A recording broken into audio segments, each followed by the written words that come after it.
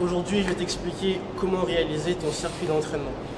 La première chose, il faut que tu te fixes des objectifs, c'est-à-dire qu'est-ce que tu cherches à travailler. Est-ce que tu cherches à faire une perte de poids? Est-ce que tu cherches à faire une sèche? Est-ce que tu cherches à développer un peu plus de masse musculaire? Est-ce que tu cherches à te tonifier, à te raffermir, etc. Peut-être que c'est un petit peu de tout ça, mais en fait, dans tous tes objectifs, il va falloir que tu prennes un objectif principal, celui que tu considères comme étant le plus important parmi tout ça. La deuxième chose, il faut que tu regardes si tu as des pathologies. Est-ce que peut-être tu as des douleurs au niveau des genoux, au niveau du dos, au niveau des épaules? Est-ce que tu as un problème aussi au niveau du cœur? Donc tous ces paramètres-là, il va falloir les prendre en compte pour bien adapter tes séances. Troisième paramètre, choisir les bons exercices. En fonction de ce qu'on a dit avant, en fonction de tes objectifs et de tes pathologies, tu vas donc choisir des exercices qui vont correspondre à tes attentes. Peut-être que tu vas chercher à faire une perte de poids, mais du coup tu as des problèmes au genou. Alors dans ce cas-là, il y a certains exercices qui seront plus judicieux à prendre que d'autres. Quatrième point à prendre en compte, c'est l'intensité d'effort. Combien de temps tu comptes réaliser tel exercice par rapport à un autre?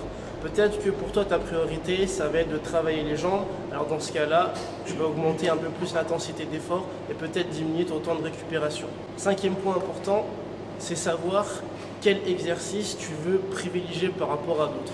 Peut-être que toi, ton point faible, ça va être le bas du corps. Alors là, pour le coup, tu vas mettre un peu plus d'exercices du bas du corps par rapport aux exercices du haut du corps. Lors d'aujourd'hui, peut-être que la séance que tu veux faire aujourd'hui, c'est une séance plus jambes. Donc pareil, tu vas faire un peu plus d'exercices basés sur le bas du corps.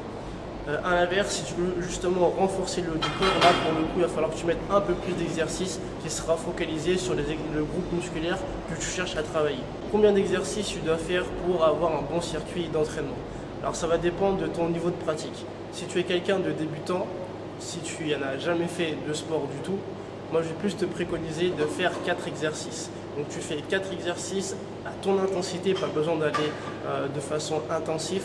C'est juste toi pour vraiment avoir des bons ressentis et déjà commencer à avoir une bonne base. Donc tu réalises 4 exercices, tu prends 30 secondes d'effort, tu peux récupérer pendant 1 minute et après, une fois que tu te sens mieux dans la réalisation de tes exercices, tu peux diminuer ton temps de récupération et augmenter ton temps d'effort.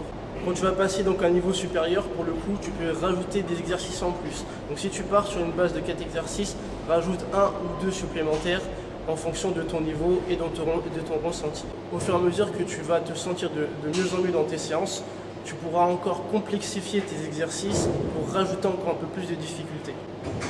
Donc tu peux très bien continuer à faire des exercices du poids du corps en augmentant au niveau de l'intensité, donc en faisant des exercices un peu plus dynamiques, en étant un peu plus rapide. Tu peux également augmenter l'intensité en ajoutant des charges, même en ralentissant également ton mouvement, mais du coup en augmentant ton temps d'effort. Si tu souhaites aller plus loin et avoir un programme personnalisé, je te mets tout ça dans la description. N'oublie pas de t'abonner, activer la cloche de notification pour être informé des nouvelles vidéos. Et d'ici là, je te retrouve à très bientôt.